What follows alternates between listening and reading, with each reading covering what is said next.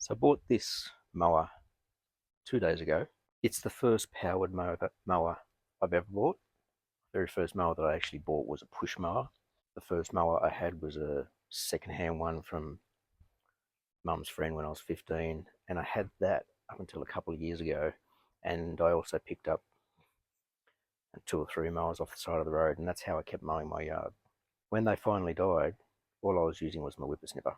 Making a decision of petrol versus battery was one of the biggest things, and mainly because of the size of my yard. I'll go through 2 tanks of fuel with my whippersnipper doing it. It's a fairly hilly yard. I haven't wanted to push a mower on it for a long time, but it's starting to get annoying with the whippersnipper. I went for an electric because cordless tools have come leaps and bounds compared to years ago.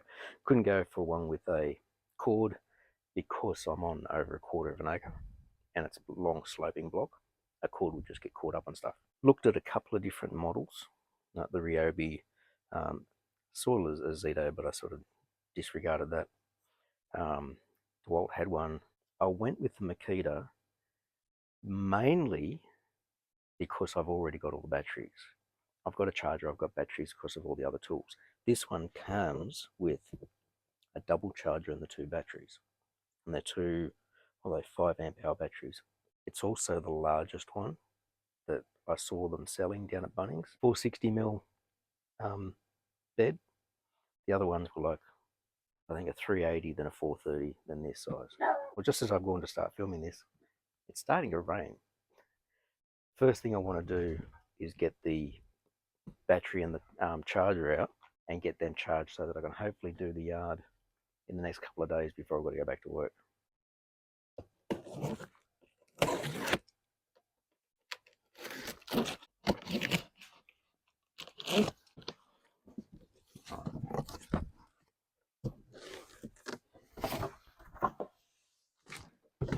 I just got to find it.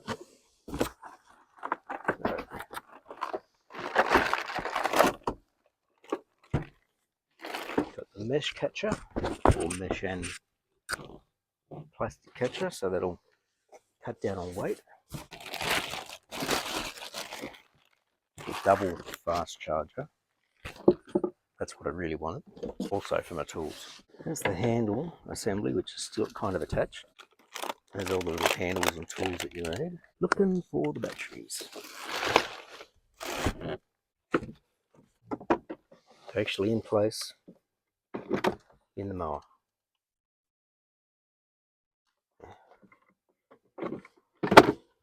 One bar of battery, so I'm going to get these on the charge. I've never seen one of these fast chargers. Like these dual ones are really good. You plug it in, it starts flashing because there's nothing there. Battery just clips on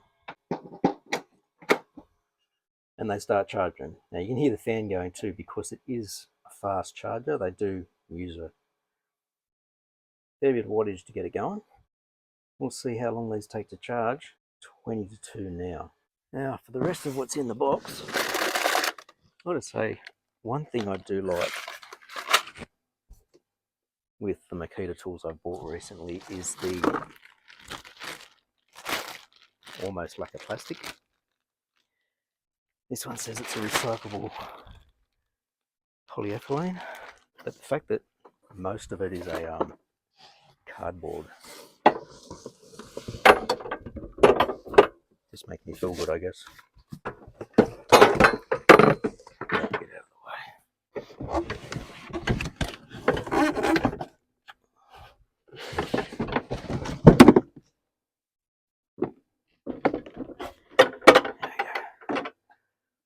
First inspections, like, if it wasn't for the fact that you saw all the stuff about it being electric all over, you might think that it's just a regular mower with a very well covered motor.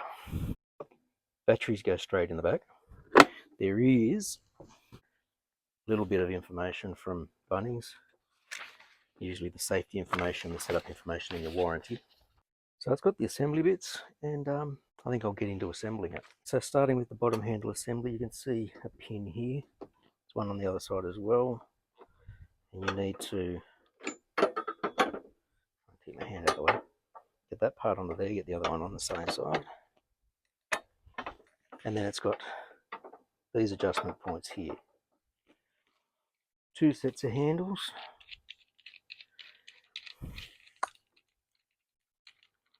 You're going to use, wow, the one that's got just the bolt washer and the dial, bolt through the front, through the inside. I'm just going to pick the top hole and I can adjust it later if I need to.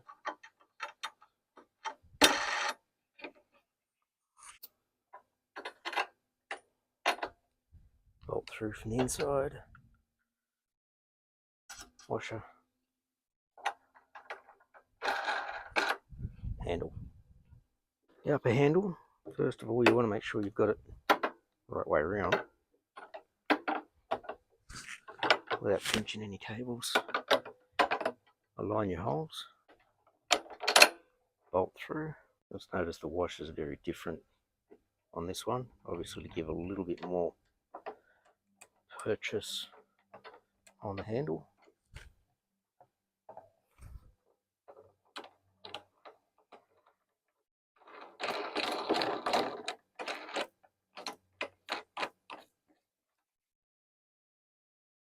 Okay, get the other one.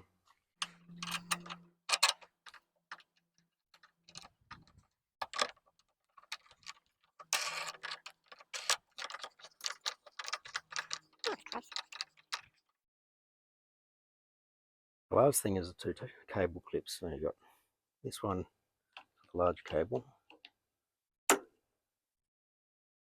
and this one for the smaller cable on the other side.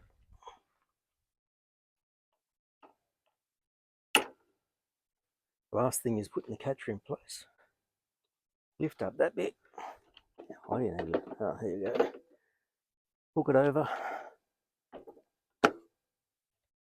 and it's on. Looks like a regular mower. Funnily enough, it's got a spark plug spanner. It's probably a spanner for maybe changing the wheels over or something like that. Another reason that I bought this is because it's meant to be a catch or mulch. So you've got the catcher on the back. If you want to use it as a catcher, this thing here has a little handle here. Take that out, then put your catcher on, which I didn't do before. But this part here, with the wings, if you leave that in, it blocks off the hole, and therefore it's a mulching mower. So if you're doing mowing when you've got thin, like your grass isn't that tall yet, and you're just cutting and mulching it back into the grass, so it's better for your grass. If you've got long grass like me, I'll probably use the catching attachment for this first run. Height adjustment lever just here, pull out. So you've got a fairly high cut there, all the way down to your 10, I mean all the way down to your 1, your 2, just like a regular mower. That didn't take long to set up. The only thing you have to do is wait for the batteries to charge, so I can do that. And it has a lock key, so obviously it will not run without this. Do not lose this bit. It'll go into here, and I'll show you that when I'm putting the batteries in. Handle moves pretty freely.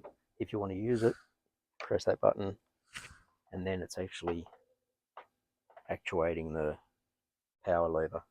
I'd like to try it today. If it looks like it's going to rain or continue to, then I'll have to wait until tomorrow. And for those interested, it has just a twin blade. Well, actually it's a single blade that goes right across the two. And you can see how when this is closed off, it's just going to be mulching.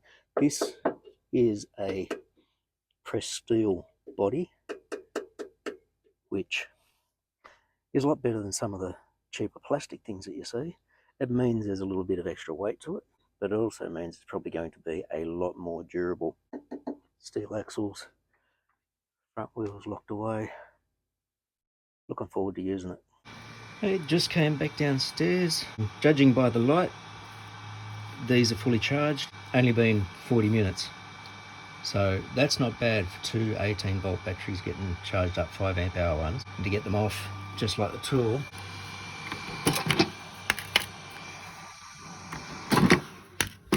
and it goes to flashing because it's ready. These are fully charged. It's the next day. It did nothing but pour yesterday. I was happy to see that you could still fold these down for storage. A quick release lever there would be nice. I just had the catcher resting over it like that. And it can do that because it basically folds inwards on itself. It just folds in, so you can do that. One thing I didn't notice yesterday, because I didn't look at the instructions, it has a handle on the front, just here, for when you're picking it up. So you're supposed to pick it up from there and there when you're moving it around. That's the lock key for locking out the motor. And it actually said you're supposed to remove that when you're adjusting the height as well, probably just in case you bump something. Inserting the batteries, just lift this up, battery upside down, click it in, they're in, then the lock goes into there. Get it down and ready. Controls on the top of the mower.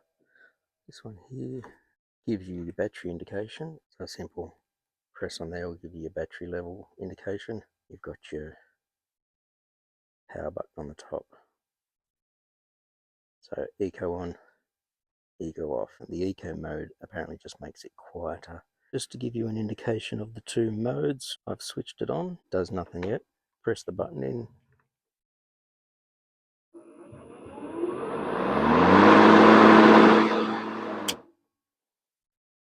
That's on normal mode.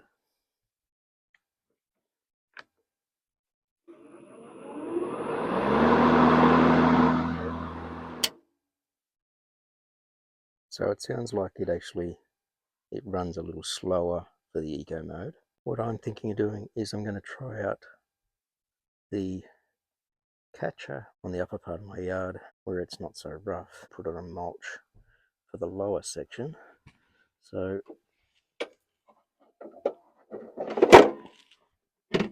take the mulch attachment out, put the catcher on, we'll go give it a go.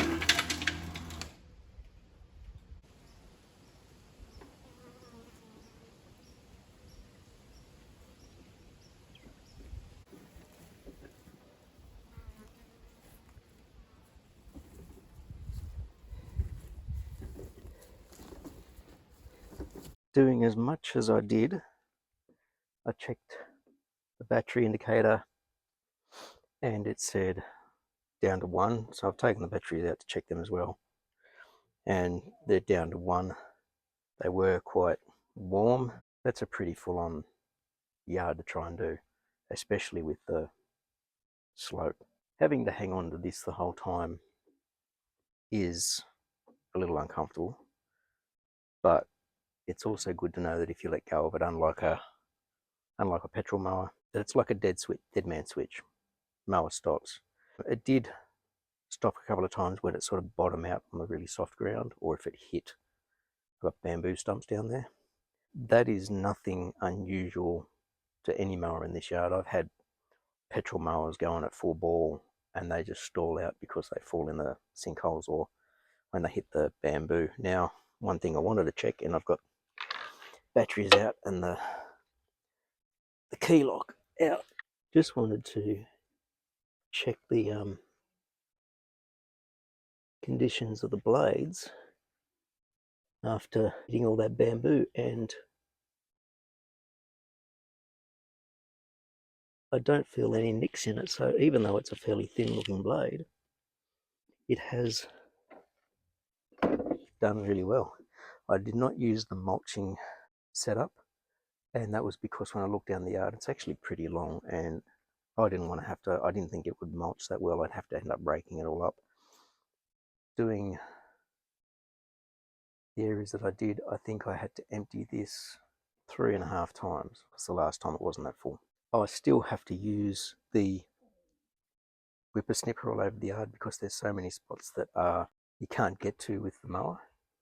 That's going to be the case with any mower. I was being a little bit cautious at first with this because I didn't want to sort of hit areas where I knew there were rock and things like that. Considering how buggered I was just after doing that, I'd be able to sit down for an hour, have some lunch, get something to eat or whatever, put those on to charge, and they'd be ready to go for the front yard. Some final thoughts. I think if this yard wasn't so awkward, it probably wouldn't have used as much battery. I had it on the eco setting the whole time, so I don't know whether I wouldn't have gotten as far around if I was running at the normal setting, which I think was probably making it spin faster. That's the only way that I could see it running quieter, and that's if it's running slower. The fact that it would stall out, I actually did not mind at all, because it meant that you weren't going to have things being thrown out or chancing the blade breaking further. Like when it hit a few bamboo stumps, if they were soft enough, it would just hit them and keep going. If they were hard, it would hit and stall, which meant you would have to let go of the lever, push the button in, pull it on again, and get it to start up again. When it would stall out, I would sort of tip it up to let it get up to speed again, quite often because it was in a section of soft ground, so it had stalled out when it hit the soft area. It's heavy like a petrol mower. I first tried to go across at one of the very first section of this top section of the yard, where it's got a decent slope, and almost sort of lost it. The rest of the slope wasn't too bad. The fact that as soon as you let go of the trigger, it stops, makes it, I think, good for trying to turn around in the awkward sides of this yard in particular, where it's very uneven and rough. And if you were doing areas where you're just going forward and then backward and then going forward again, like it's not like a regular mower where you've got to pull it backwards while it's running. You can flick it off and pull it backwards and then go forward again. Pricing, this retails for about 850 Australian dollars. I'd got it because I saw it on sale for $750, which is the price of the Ryobi one of the same size. The still, I think, was about 800. So that's of the 460mm bed area. That's a good size for this yard. For my front yard, it's a little bit more compact, so a smaller mower might have been nicer, but I think where I'm going to enjoy using this is right up the top, like the median strip that area. That means the median strip should look a little nicer than me running around with the whippersnipper. I'm, at this point, happy I bought it. Did a great job out there. The height adjustment, my yard is quite soft, so I had it running at level 6 and it was still bottoming out. First time use, I'm happy with the battery usage because I would have used a tank of fuel with a petrol mower when I would used to do it. Sometimes I'd even run out by the time I got to the bottom. So comparably there, the fact that I got to finish what I did and need to recharge the batteries, so what? I can go and put them on the charge. They'll be ready in less than an hour. If I've got no fuel in my jerry can, I'd have to go to the nearest gas station and get petrol and oil. Happy with that. I'll do a long-term thing in about a year, I guess. It'll get more of a workout as summer kicks in and the grass is growing more often. Hope this has been enlightening for people.